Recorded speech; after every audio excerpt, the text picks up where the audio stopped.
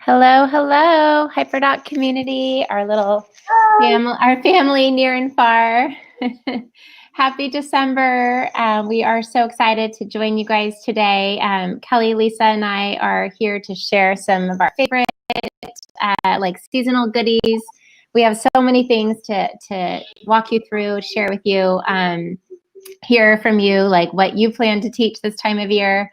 And so, gosh, we just have so much we want to do that we're feeling like, let's just jump in. Maybe you've got some, hot chocolate close by or some music playing in the background. We hope you'll enjoy just kind of hearing some of our thinking as HyperDoc designers and, what kind of like that creation process is like a little bit today, as we also offer some goodies to give away. So Kelly, you're going to kick us off today. Yes. Hey, everybody. Great to see you live or recorded later. Really excited to share these new resources today. So I am going first because I am not done designing this HyperDoc. I am in this creative process right now, and I want to share with you what happens sometimes as a HyperDoc designer and what's going on with my idea. So my lesson that I wanted to share today is a lesson that I found on Teaching Tolerance website, and it's called Analyzing the School Holiday Calendar. So during this time of year, there are multiple religions celebrating multiple holidays. And so I love this lesson because it reminds us to start by who's in the room and honoring all the traditions and religious holidays of the students in our classrooms. So what this lesson has done for us on their website is given me the ideas, but of course, if I just deliver from this website, it's not going to have the same impact as if I package it on a HyperDoc for my students. So first of all, what I love about this is it has the essential question right there. And the focus of this lesson is to come together and analyze like what factors should school and government leaders consider when deciding whether or not to honor religious holidays. So those essential questions are there. There's materials, handouts that are linked up, and vocabulary that everyone should know. And then there's a suggested procedure.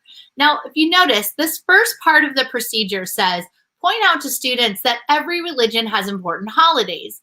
And then it explains a few of them. So I started to read this and I thought, okay, Christians celebrate Christmas and Easter. Jews celebrate Yom Kippur and Passover. Muslims celebrate, and you know what? I stopped right here and I realized I don't know how to pronounce that holiday. And as a teacher, it's important that we pronounce names correctly and holidays correctly as well. So I just went over to our good friend Google in a new tab, and I did, how do you pronounce that name? So I want you to listen with me really quickly because I found this video, and practice with me so that we can all learn this name here today. Eid al-Fitr. Eid al-Fitr. All right, let's try it together. Eid al-Fitr. I'm going to practice that until I have it down so that the students in my classroom can know that I'm learning about their holiday traditions. That's not one of my religious holidays that I celebrate. So I just love that when you're designing a lesson, you have an opportunity to embed all of that. So here's what started to happen for me in my creative process. Over here, I went to my drive and I opened up two things, a blank Google slide deck and a blank Google document. I believe I'm in the process of choosing which one will be the most effective. And I decided I'm going to start with slides and I'm going to bounce off and go to docs for this HyperDoc. Now notice the first slide that I've added is just the title of the lesson. And of course, we always give credit. So a HyperDoc inspired by this lesson. In fact, I might even add the name of the website, right? I want to add to that. Now, after the title, I like to include the essential questions. so that not only the teacher has that information, but so does the students. The next slide, though, is going to be that first activity. And that first activity is saying, point out to students that every religion has important holidays. And teaching tolerance linked to this link here, which is a PDF of the religious and school holidays, and it has all of them. Now, you can imagine, I'm going to take all of this and package it onto the slides for students to go through. And I think what I'll do is make one slide per holiday, because I could just start by saying just this text, what it is. And this is awesome that Teaching Tolerance has provided this for me. But what just happened for me as a reader and as a learner is I needed to, like, for example, learn that pronunciation. So on slides, if I make a slide for that holiday, then I can include this video here that says, and by the way, here's how we are going to pronounce this holiday name. And I can really make each slide like a mini text set for students to learn about the holidays. And guess what? How do HyperDocs start? They start with an exploration of learning. So imagine that I keep building this out, and I'm going to have this one slide for each holiday: Christmas, Passover, Good Friday. So 1, 2, 3, 4, 5, 6 slides will just be explore. Now, when I look at this lesson, it says point it out. Not in my HyperDoc classroom. I'm going to give them the HyperDoc and say, explore these holidays and start sharing what you know about them already and what you want to know. Then the next step is to review the school calendar and ask which of the discussed holidays are on the school calendar and which ones are not. So you could get access to your own calendar at your school and bring that in. And then we can move into a small group reading of the Christian Science Monitor story, Should Public Schools Close for Muslim Holidays? Now, that article is linked right here. One of the things that I like to do as a HyperDoc designer is sometimes leave the article on the web page for students, or link to it for students to read. But sometimes I take the article off and I just embed it onto a Google document. And the reason I do that is because this has a lot of ads on it. When I opened this up, there were a ton of ads. So that's why this Google Doc is open. I'm going to go through the process as a designer of copying and pasting this article and moving it over to the Google Doc. And then I will also link the document. For some reason, my paste is not working. And then that way, if it says read in small groups, I can ask my students to read this article on the document together and annotate it together as well, and have a digital collaborative conversation for that part of the lesson. And that works if you're in the classroom or if you are working remotely, grouping students in that way. And then they move into this next part. It says, according to the article, 2% of the population of New Jersey is Muslim. Instruct your students to find out the religious composition of your community, town, or state by following the directions. So it has this handout also where we would go through and find out the percentage of our personal population. I could see this being another Google document that is packaged on a document and linked back onto the slides. So the slides will be the home base for the entire lesson.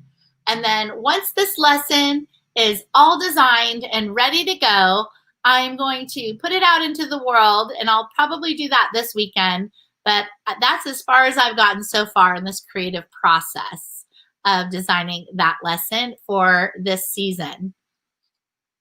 How'd that go? Any questions, Lisa? That was awesome. It's very exciting to see that walkthrough, because it's so important to be thinking about from, I have this idea, now what do I do with that idea? How do I package that for kids to learn really well from?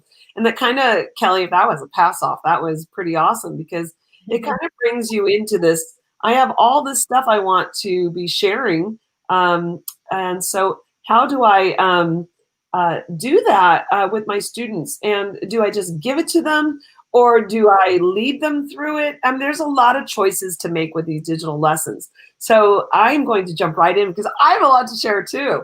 I'm going to take it from where Kelly did, where you had an idea. And as an instructional coach in my district, I like to package these and send them out to a bunch of teachers and say, pick and choose what is going to fit your needs for right now and what you'd like to do. So mine is called Winter Digital Fun. And sometimes I'm curating from my favorite teachers I'm seeing on Twitter. I love Eric Kurtz, all of his work with 6 googly winter activities. And I have to say, and I added my try build a snowman here. And I went in this week. Oh my gosh, I thought I had it open. And let me see if I can open it really quickly. And I did this with a 2nd grade class this week. And at first sight, you might think, well, I don't have time for that because I have standards to teach, right? I really, we're missing out on so much. And I want you to know that no matter who is sharing things, you can always kind of HyperDoc it more to your needs. And that's exactly what I did. I created this, I opened up Eric Kurtz. I made sure I left Control Alt Achieve on the corner there. It's very important to give credit.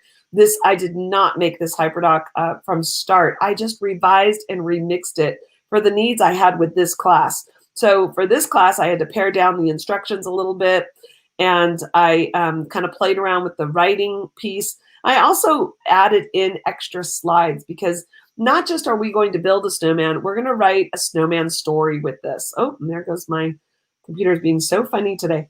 So I wanted to show the students how to duplicate a slide, how to resize these snowmen, or how to delete them and make a whole story based on that and model that. Now, at first, as we were going through this, I know the kids just thought, this is just fun. We're just learning how to add eyes to this. But I'm telling you, you try walking 2nd graders through this lesson. And those of you who teach primary grades, you know what I'm talking about. We spent most of the lesson talking about how to copy and paste. And while a lot of them by this time of year amazingly have that ability, it's something we worked on the shortcut or going up to edit and view. And I'll tell you something else, you guys, that I did not even realize. And I know that up here under our icon we have where the live show is, I was working with students, and sometimes when you're teaching virtually, this was hidden. All their tools were hidden like this.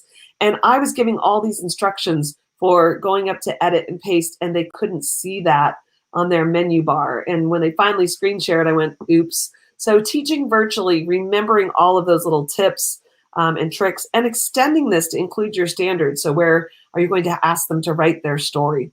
And that was just that very first little tip I wanted to show you on there, the googly winter activities. There's a lot of neat ones on there. But if you are doing something holiday related, a lot of people may like to show Polar Express. This is a HyperDoc, and you just caught me, Kelly, right when I was looking for the original creator of this HyperDoc, because I just can't find a name on it who originally made this one. And I absolutely love it. Very important that you put your name on all the creations that you share, because while we ask that HyperDocs are always free, and that's why we have Teachers Give Teachers, it's important to give credit to the original author. I never would want to show this and say, look what I made. Now, I could show and say, look what I revised and edited, but let's give credit to that first creator. Not to mention, look how much this creator did for you, teachers, instructions, and resources. Very important slide to read, because when you first open up a HyperDoc, now this is a true lesson going through. It lets you explore meeting the authors. There are some book talks. The first thing my eye went to get this ready, if I want to use this next week, I see there's a Padlet. And this is an open Padlet for everyone to kind of see. And I think it's been spammed by a lot of people, a lot of kids maybe, and not maintained and updated. So I want to make a copy of this HyperDoc and be sure to change out that Padlet and add my own, so that I'm not I have control over that Padlet and the things that are posted. So do read the instructions when you do see this. And if a teacher has shared a HyperDoc and they don't have all these instructions, do go through here and check every link. I saw down here that there's a word cloud generator, and I would definitely want to make sure that these are original links from my account. So that is a really fun one to look at. If you're doing a different kind of story for winter, that might be just a model. Say, take out Polar Express and build it for your own novel. Now, the next resource I have to share, I told you I had a lot, was this, it's a text set. So Kelly talked about that, building a text set just to explore. And it is Explore, Create, and Learn. And this is one that I keep checking every year. I've been working on this one and using it for a lot of years, and keep looking to make sure these links are updated. This is a text set that I have used for many years for those few days before we go on winter break, and letting kids expel some energy and feel like they're playing, but actually it's really important skills they're building. Just like that build a snowman, it felt like they were playing, but really what they were doing is building skills for copying and pasting, for resizing, for moving images. And I told the teacher, I'm all, get ready, when we do Famous American Reports in the spring, they will have built those tech skills when they thought they were playing building snowmen. So these are all important. This Magic Pen game, probably my favorite game ever. I apologize now if you go off and play this afternoon, you're going to be hooked. Either that or you're going to be frustrated and you're going to be hating me for that one. It's hard. It's really hard. And it is all about engineering and physics and how to make these things move. It's just fabulous. Get into it now because it requires Flash. And at the end of December, I'm not sure what's going to happen with this game. I did include a holiday card using Scratch that might be fun for depending on your age of students.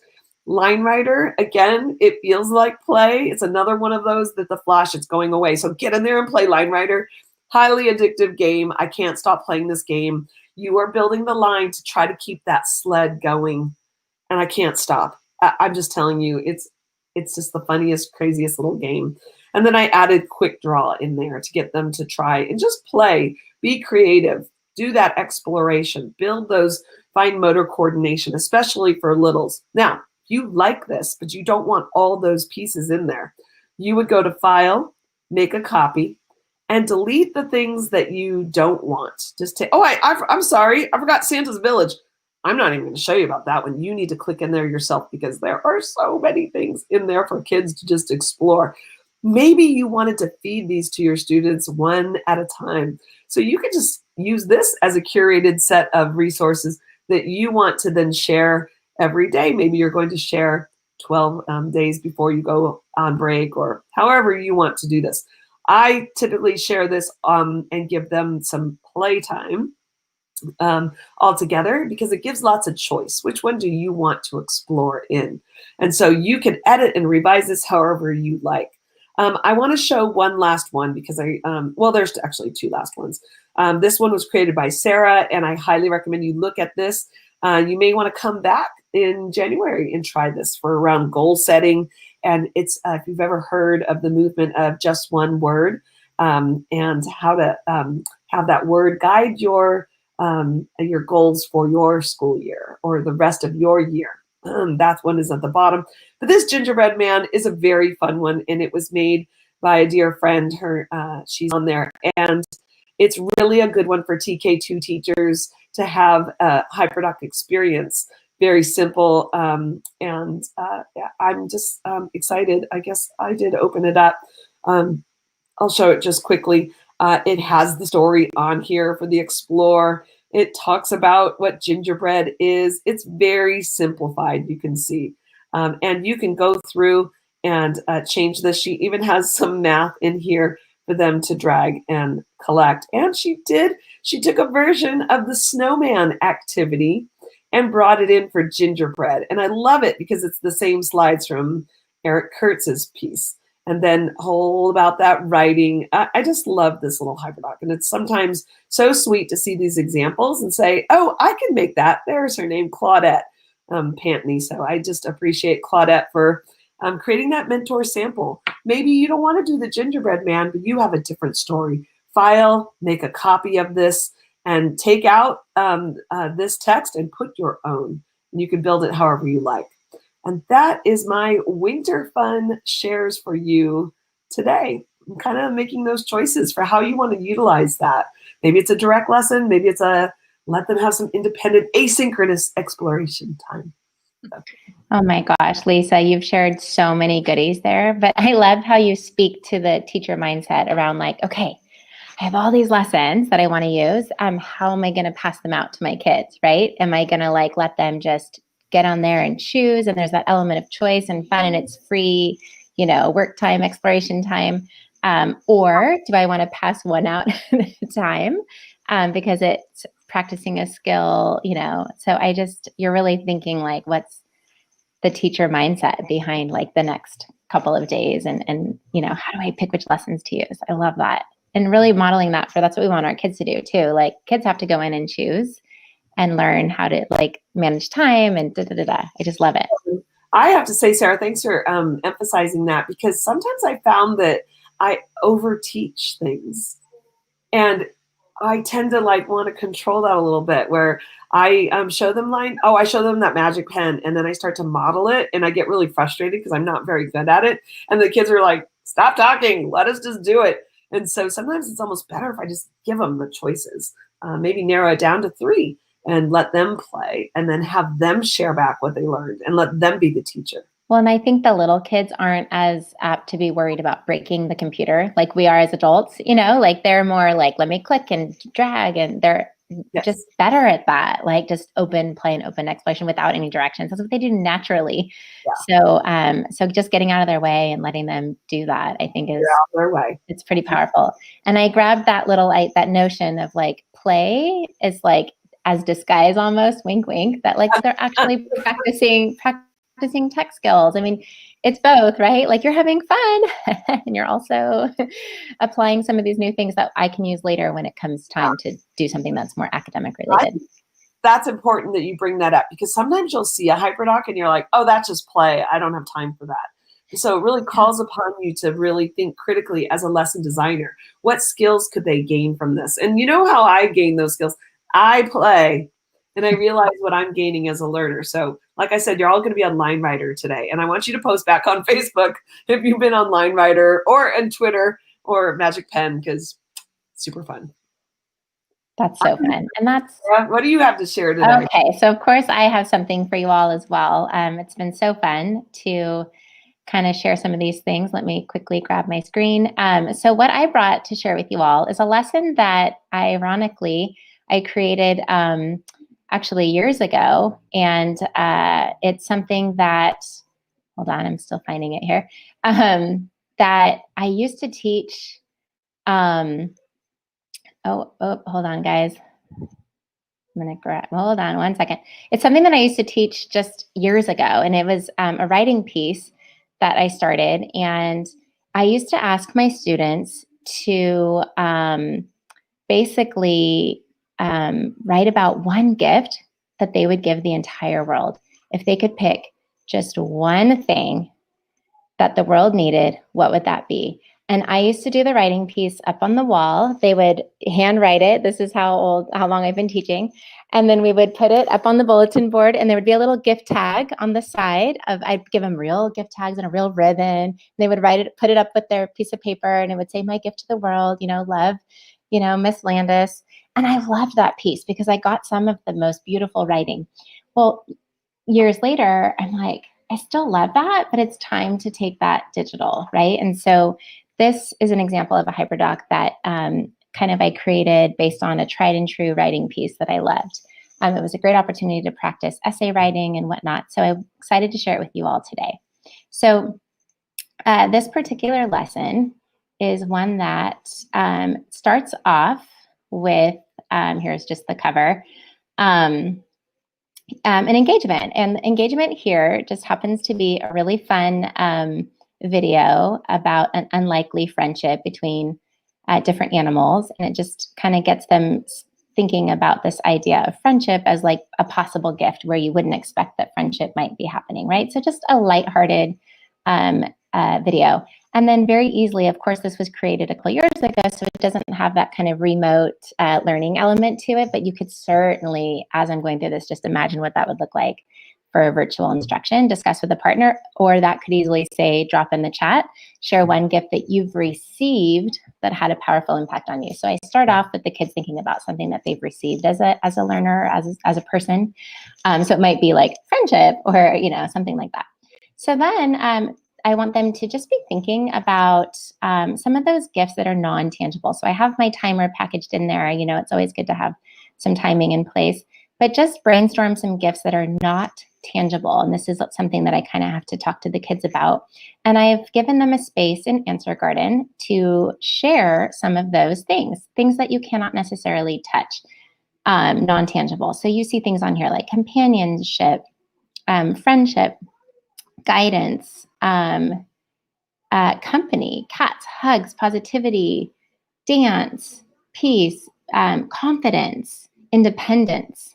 So you see a bunch, and you're going to get, of course, some of those nonsense answers. And of course, with your students, you could easily set the settings to require your teacher accepting those answers before they come in. But look at some of these: wisdom, the internet. The internet is something that I think a lot of people are grateful for because it connects us in ways, right? We've never been more thankful for that than now.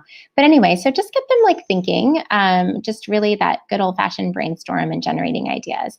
Then we want to kind of try out those ideas. And as you can see, as I'm walking you guys through this, hopefully you can kind of see and hear the writing process happening. So this is really meant to walk them through the process of writing. So you've brainstormed some ideas. Now let's try some out. And in this trying out of ideas, I'm starting to have my students think about the structure of their writing. So you can see I have almost like an essay structure here. Here's your gift, and you're going to have 3 reasons.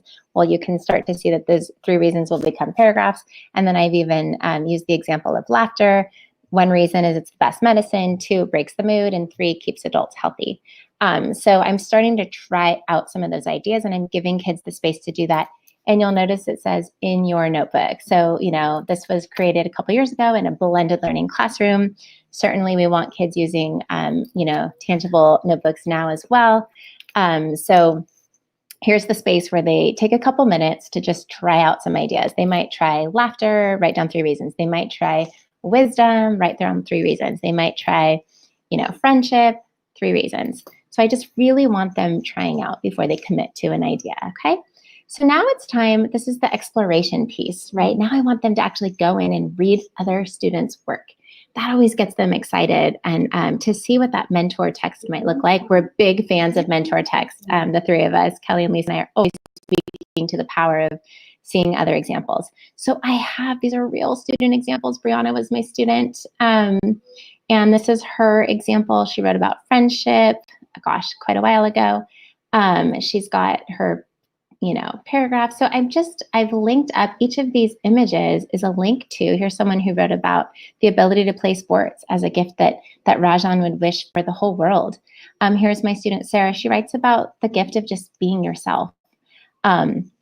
Here's Kristen. So you can just see, I have actual concrete examples for the kids to just kind of dig into. I think it's really great for students to see other students writing. So now I'm finally going to get into kind of that direct instruction, right? We've had a chance to explore the notion of giving gifts and receiving and all the different types of gifts and whatnot. So now it's time to put some real true structure to this writing piece, right? So here's where I'm going to kind of say and start to explain to them, this is what I'm looking for from you in terms of how this essay might go. And this is what, by the way, this genre is called personal essay. It's where you write, it's an essay-like structure, but you're writing about a personal topic, okay? So here's the outline that I've presented to the students. And what I have on the left, what you see is how the structure is going to play out. So in your introduction, you need to have these 3 parts. And then what I've done on the right is I've provided an example. So this is my teacher example. I actually wrote this piece for the students to refer to as an example that is right there for them. So when I say on the left, here's what you need in your introduction, they can see it immediately right there. next to them. So I've given the whole entire paragraph structure there and allowed students to see what I mean. So if I say, hey, I want you to include an anecdote or a mini story, I've even highlighted that right here so they can see it happening. This is what I mean when I say anecdote. So all of that scaffolding is provided for kids, which makes the teaching a little bit more hands-off for me. I've kind of given it to them right there. I've even provided an example of what it looks like once it's put all together. So I took those little 5 parts and kind of glued it together into an actual essay. So here is that. So there's plenty of text for the kids to refer back to, which really is going to set them up to be as independent as possible. And you notice, of course, we are big fans of inquiry learning. So it's just really inquiry based. Like, what do you notice about the structure? I don't even need to necessarily tell them all the time, that kind of thing, with some inquiry based questions right there for them. All right, now they've done some thinking, they've seen some examples, they see the structure. Now it's time for them to start doing that writing. So you'll notice in the draft that I've provided, the structure will look, it's going to ask them to make a copy. This is how I'm kind of like passing out their graphic organizer. I've given them something that looks almost identical to the one that we just looked at. So hopefully they feel so ready to be successful with this. So here's your introduction, and then you're going to draft right here. There's something about having the parts done in a little box like that that I think made my students feel less intimidated. If I say write a whole essay or draft out a whole 5-paragraph essay, it's like, but this way it's like, just do it in parts and pieces. Here you go, do it here. It like helped alleviate some of the anxiety. So that was meant to really like scaffold that piece for kids as well. Again, can easily be done remotely because the parts are all built in. So we'll talk about treats in a minute, okay? Mama's doing recording. Love you. Okay, so then now it's time. They've done some drafting and I might give them a couple days to do that. Now it's time to have them share. Now this is where you get to make that decision for yourself as a teacher, how best to have them share their work. They might post it on a Wakelet where they can go in and see each other's, Padlet, a Google Doc, a form, just share it into Google Classroom, like whatever you see best here in collecting their work. And then of course, I always have to have some element of reflection in there to kind of like tie it up and, if you will, put the little final package or bow on the lesson, because I truly believe that that's what helps the kids hold on to that learning as well. You can always have some sort of an extension activity for them as well. But gosh, it's just one of my favorite writing pieces this time of year. You could easily do it in January if that feels like you have more time. But I think this could be done in about, 10 days or, between 5-10 days. You can space that out. You could take some parts out. It can be done in so many different ways. So this was just like one of my all-time favorite HyperDocs that I was so excited to share with you all. And I know that you'll be able to take it and remix it and do with it what you would like to do with it. Okay. So I don't know, girls, I just have to kind of, Thank you, Sarah. That was awesome. What a fun lesson. Like visually, I love the consistency with the gift each time, because that foundation of the non-tangible gifts, and what a special way to build that community and celebrate what they could do, the potential of like keeping focused on being a good citizen in the world. Really, I love that gift lesson. That's special. That's gonna be fun. I think it can be done with all ages. Hopefully, you're always able to, any HyperDoc that you see, any of the ones Lisa shared or Kelly's good thinking about the calendar work, it's like you take the grade level and the students that you work with and definitely make adjustments to the age that you work, like that you're the master of that. So we just put stuff out there in hopes that you'll take it and adapt up or down or sideways or anything that you need to do to make it work for you in your class. Mom, I think that's great. Kelly, did you want to share a little bit more about where people can learn more? Okay, Yeah. you're gonna do it. Okay. I would be happy to do that. I just want to say, first of all, with this holiday season, I know it's different. We're still teaching during a pandemic, and we know that you're going to find some ways to bring joy to your students and to celebrate winter and keep it positive, because that is what people do. But what I'd like to invite you to do, and if Sarah could show my screen really quickly, is if you are newer to this Facebook community, we want to make sure that everyone knows that we have a HyperDocs.co website. And this website is built to capture all of this kind of thinking that we're talking about today. First of all, you'll want to sign in with your Google account. And we have a lot of things that are on here. The free version has a bunch of lessons and tons of getting started courses and remote teaching course bundles. And then we have a light subscription available as well. And then we customize enterprise and group subscriptions with professional development for communities as well. But the free version up here, if you check this out, we've got Find, and this has all kinds of HyperDocs already that you can find. And you might find one that you're looking for there. Coming soon is our Teachers Give Teachers Facebook or website will be relaunched, which will be a searchable database that's coming soon to this website. If Lisa or Sarah wouldn't mind dropping the link in the chat right now for people who might want to learn more about that too, because this is going to be incredible. It's going to be when it launches, and we'll be on Facebook Live telling you guys, it's going to be like Amazon shopping for HyperDocs, where you can go search for what you would like and then tag and also put your own HyperDocs in there. You can upvote ones that worked well. Of course, though, number one thing, when you make one and you teach from it, you got to make it your own, because we're not about just copying each other. We're about the craft of instruction. The other thing that's really important that's on here is our courses. Of course, we've talked about the book before. You can check out the book and learn about the foundation of HyperDocs, and there's a study guide here. But these courses are the second part to the book. And if you are new and you want some new ideas and some things to learn, you can go at your own pace up from our website, click on any of the courses, find a lesson. You might wonder, what is the difference between multimedia text set and a HyperDoc? Each course has a description that shows the 5 lessons or the number of lessons in it. It's an overview. They also include a digital notebook for you to keep track of all of your work and thinking and really professionally develop at your own pace and at your own time. And that's why this was designed for people who want to learn more about HyperDocs. This is the how. You might learn what they are, but these are all the ideas around thinking that comes with it for the how.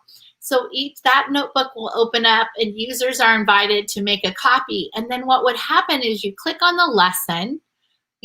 When you open a lesson, you will see either a video or a podcast or something interactive.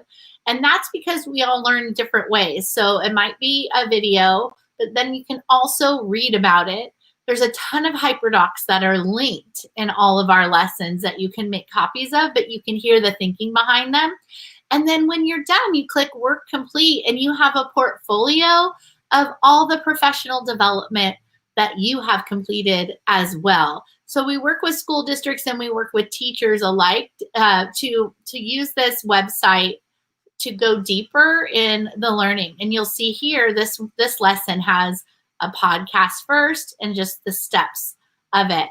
But we call them little mini PD lessons because you can do this in a short amount of time, but grab some new ideas and then come back when you're all ready. So all of those courses are on our website.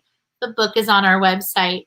If you don't want to do courses and you just want to check out our blog, join the website and you'll get on our mailing list for our blog. We send out blogs about every week, and we basically share what's going on in classrooms and in education and the conversations that we're a part of. If you have questions or idea topics for the blog, we always want to have guest post bloggers, and we just love to integrate everyone into this community. Also, we have events going on from our website. If you're interested in learning more about the professional development that we offer, or if you want to learn more about HyperDocs, or about creating and connecting, choose a webinar that works for you and register, and we will invite you to those webinars. We did an admin webinar this morning, and it was so amazing. We had people from all over the world, international attendees who joined us, and I'm wondering if any of the people here in this Facebook group are from the one we did this morning, because they were really excited to come join us in Facebook. But our website is kind of the overview of everything. We just want to make sure our users know of all the things that are on there. So that's where we're at, you guys. Happy winter. What is that you want to say, Miss Highfield? Well, I'm telling you, I think there's glue in my computer today, because when Kelly says, "Oh, girls, drop a link," I'm like, do you all know? I'm back here going in my drive going, where's the link? Where's the link? And so thank you, Kelly. I did finally drop the link. Took me the whole time because my computer is so slow right now. I'm sorry to put you on the spot there. That was hilarious. Like, I found it. And so we do want you to sign up to be notified. I was thinking about it. I'm so excited that it's happening right now in this time of year, because it's kind of like our gift to all of you. Mm-hmm.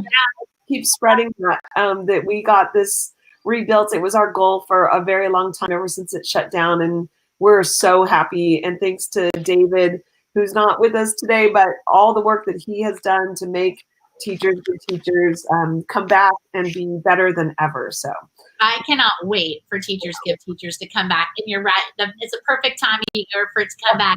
And we were able to save all the other HyperDocs from the old website, you guys, that are going to be there. And so we have a foundation, and then all these HyperDocs have been created over the last months that we're going to invite you guys to join.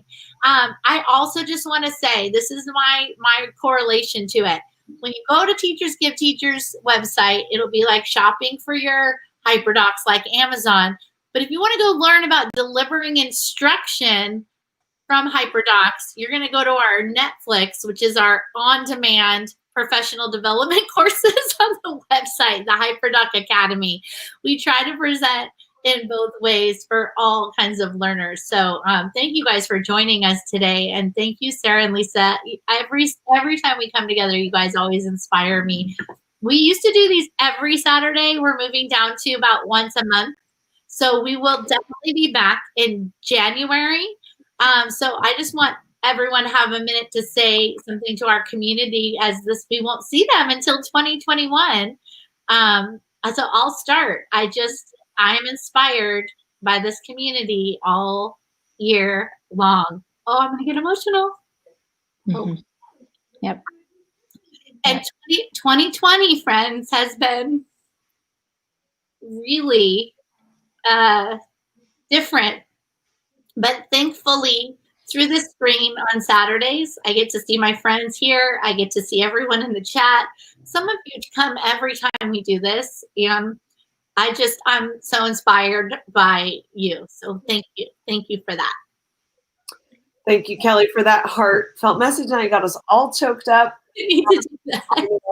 But we are so grateful that this has become a community that we can come to, and we can ask these hard questions and lean on each other and support each other, and you're kind to each other. And I can't thank you enough for that, because that's the comment. We get that feedback all the time, that I've come to this community and I ask questions and people are there and they're nice to me. Instead of some of the vitriol we're seeing on social media, we have built a very safe space to do some of the hardest work you've been ever asked to do ever in your careers. And you're just killing it right now. I'm so proud of what a great job you're doing.